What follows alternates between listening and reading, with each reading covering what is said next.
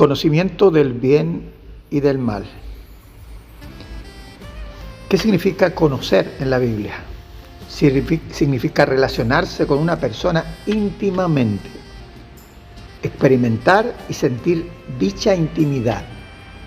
En Génesis 4:1 dice: conoció Adán a su mujer, Eva, la cual concibió y dio a luz a Caín. Ahí hay una intimidad sexual. Una intimidad de relación es en Juan 1:10. En el mundo estaba, y el mundo fue hecho por él, por Jesucristo, pero el mundo no le conoció. Debemos preguntarnos, ¿qué ofrece Satanás al hombre en el árbol del conocimiento del bien y del mal? Génesis 3:5 dice: seréis como Dios, sabiendo el bien y el mal. O sea, en otras palabras, conocerán el bien y el mal. Tener una relación íntima con su propio concepto del bien y del mal, independientemente de Dios. Dicha propuesta tiene el objetivo de que el hombre desconozca su dependencia del Creador para tener su propia experiencia con el bien y el mal que ahora es posible conocer personalmente. Adán se relaciona no solo con lo que considera es el bien, sino también con un mal que seduce su alma.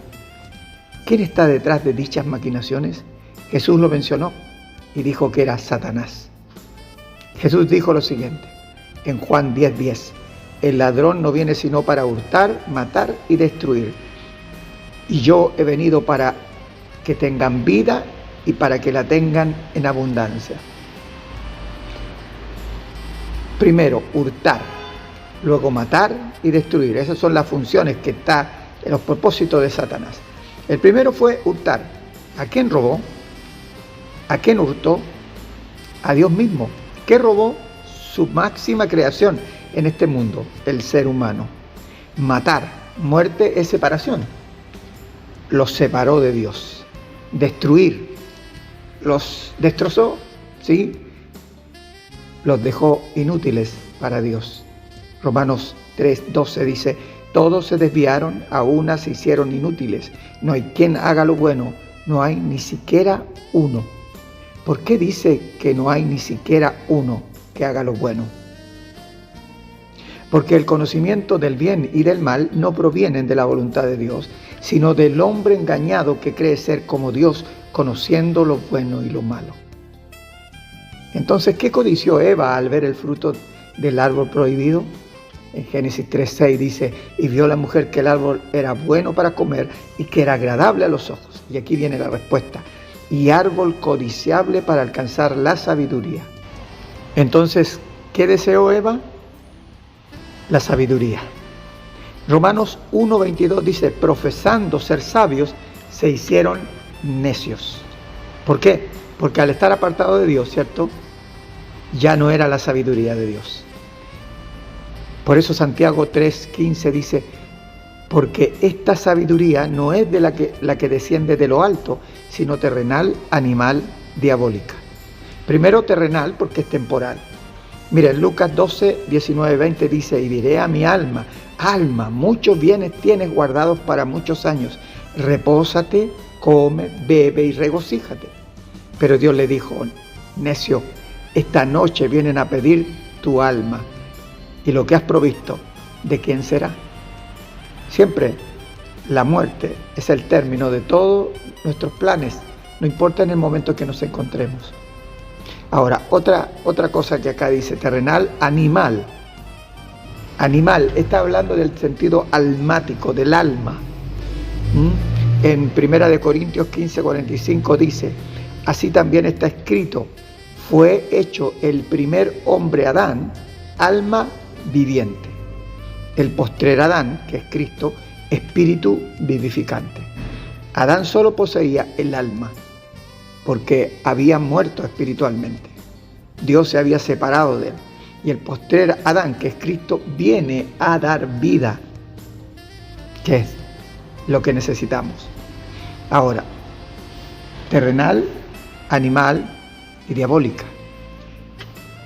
Diabólica porque lo que es el propósito de Satanás es mantener al hombre en la muerte que el hombre tiene al estar separado de Dios. En 2 de Timoteo 2:26 dice: y escapen del lazo del diablo en que están cautivos a voluntad de él. El lazo del diablo es el engaño en el que este mundo está, tanto el que cree ser bueno como el que se deleita en su maldad. Ambos conocen el bien y el mal. Lo que no pueden advertir es la voluntad de Dios. 1 Corintios 1:27 dice: sino que lo necio del mundo escogió Dios para avergonzar a los sabios, y lo débil del mundo escogió Dios para avergonzar a los fuertes. Entonces, Dios escoge lo necio, lo débil de este mundo, lo que no calza con los patrones de inteligencia, sentido común o sabiduría humana. ¿Por qué? Para avergonzar al que cree tener de su lado ya sea el bien o el mal. ¿Quién es el débil? ¿Quién es el menospreciado? Isaías lo dice en capítulo 53, versículo 3. Despreciado y desechado entre los hombres, varón de dolores, experimentado en quebranto, y como que escondimos de él el rostro, fue menospreciado y no lo estimamos. ¿De quién se burlaron? ¿A quién menospreciaron y humillaron? ¿No fue a Jesús? En Mateo 10:22, Él dice: y seréis aborrecidos de todos por causa de mi nombre, mas el que persevere hasta el fin, éste será salvo. Mateo 10:24, el discípulo, Él dice esto: el discípulo no es más que su maestro, ni el siervo más que su Señor. Conocer al Señor y Salvador tiene un precio, pero rechazar el precio que Él pagó por ti y por mí tendrá consecuencias eternas. Hebreos 10:29 dice: ¿cuánto mayor castigo pensáis que merecerá el que pisoteara al Hijo de Dios y tuviere por inmunda la sangre del pacto en la cual fue santificado e hiciere afrenta al Espíritu de gracia? Nada podría ser más necio que tal cosa. La gran mayoría dirá: yo jamás haría eso. Sin embargo, aún viven bajo la sombra del árbol del conocimiento del bien y del mal, en lugar de aceptar el árbol de la vida. ¿Por qué? Porque siguen razonando como Adán, en lugar de conocer a Cristo, el dador de vida. Jesús dijo, y yo creo que son las palabras más tristes que él haya dicho: y no queréis, en Juan 5:40, y no queréis venir a mí para que tengáis vida. ¿Cuánto dolor no habrá habido en su corazón? El confiar en Él es lo único que pide. Juan 8:32 dice: y conoceréis la verdad, y la verdad os hará libres. Será suficiente con identificar el billete auténtico para que el falso sea fácilmente detectado. ¿Se entiende? No es necesario conocer el mal en la intimidad de lo malo, sino buscar lo bueno y tener intimidad en la voluntad de Dios para que lo malo quede en evidencia en nuestras vidas. Si hemos fallado y nos damos cuenta de eso y nos arrepentimos, significa que Dios está actuando dentro de nosotros para llevarnos al arrepentimiento y para que pueda haber, ¿cierto?, un conocimiento pleno de la voluntad de Dios en lo que nosotros estamos haciendo. Esto no es intelectual, esto es espiritual, y siendo espiritual afecta el intelecto en un sentido positivo.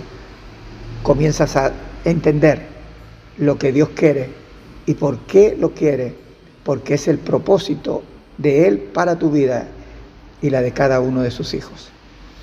Un abrazo.